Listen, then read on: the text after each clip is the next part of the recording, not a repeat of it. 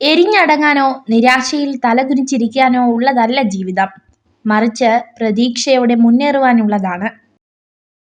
നമ്മളൊരു ബന്ധത്തെ വില കുറച്ച് കാണുകയോ അല്ലെങ്കിൽ അമിത പ്രാധാന്യം നൽകുകയോ ചെയ്യുമ്പോഴാണ് ബന്ധങ്ങളിൽ ഏറ്റവും കൂടുതൽ വിള്ളൽ വീഴുന്നത്. ഇഷ്ടമില്ലാത്ത ഒരാളോട് നിങ്ങൾ മാന്യമായി സഹകരിക്കുന്നതിൻ്റെ അർത്ഥം നിങ്ങൾ ഒരു ബുദ്ധിശൂന്യനാണെന്നല്ല. പകരം നിങ്ങൾക്ക് ആ വ്യക്തിയെ അച്ചടക്കത്തോടെ കൈകാര്യം ചെയ്യുവാനുള്ള പക്വത ഉണ്ടെന്നാണ്. തയ്യാറെടുപ്പിന്റെയും കഠിനാധ്വാനത്തിന്റെയും പരാജയങ്ങളിൽ നിന്ന് പാഠങ്ങൾ ഉൾക്കൊള്ളുന്നതിന്റെ ഫലമാണ് വിജയം. അതിന് പ്രത്യേക നിഗൂഢ രഹസ്യങ്ങളൊന്നുമില്ല. നമുക്ക് ബുദ്ധിമുട്ടുകൾ അനുഭവിക്കേണ്ടി വരുന്നത് ഉള്ളിൽ മറഞ്ഞിരിക്കുന്ന ശക്തിയെ പുറത്തെടുക്കുവാനുള്ള മാർഗമാണെന്ന് മനസ്സിലാക്കുക. ചില ബന്ധങ്ങൾ അതിരുകടന്നാൽ അവസാനം ഒരുപാട് വേദനകൾ നമുക്ക് സമ്മാനിക്കും. പക്ഷെ അതിനൊരിക്കലും അവരെ കുറ്റപ്പെടുത്തരുത്. കാരണം നമ്മൾ തന്നെയാണ് അതിനുള്ള അവസരം നൽകിയത്.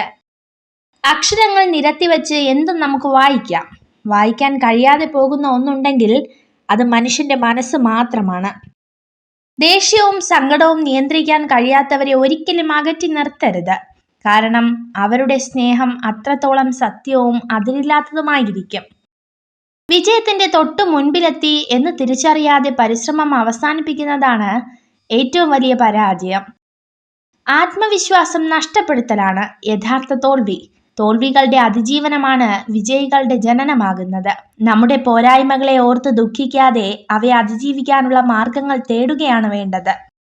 ഞാനെന്ന ഭാവം ഉപേക്ഷിക്കുക, നമ്മളെന്ന ചിന്ത വളർത്തുക, അഹംഭാവത്തെ മറികടക്കുക, സ്നേഹത്തിനു വില കൽപ്പിക്കുക, ചിരിച്ചുകൊണ്ട് അകലം കുറയ്ക്കുക, അപവാദങ്ങളെ അവഗണിക്കുക.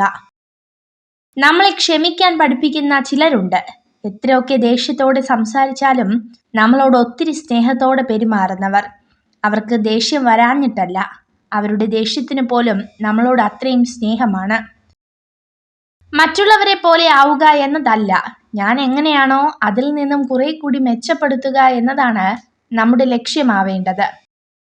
തനിക്ക് ആകർഷണം തോന്നുന്ന പുരുഷനോട് സ്ത്രീകൾ ഏറ്റവും സത്യസന്ധമായിരിക്കും. നിങ്ങൾ ജീവിതത്തിലെ ഒരു ദിവസത്തെയും വെറുക്കരുത്. നല്ല ദിവസങ്ങൾ സന്തോഷം തരുന്നു, മോശം ദിവസങ്ങൾ പുതിയ തിരിച്ചറിവുകൾ നൽകുന്നു. രണ്ടിനെയും സമചിത്തതയോടെ കൈകാര്യം ചെയ്യണം. നിങ്ങൾ ഈ വീഡിയോ കണ്ടതിന് നന്ദി. ഇതുപോലുള്ള കൂടുതൽ വീഡിയോകൾക്കായി ചാനൽ സബ്സ്ക്രൈബ് ചെയ്യൂ.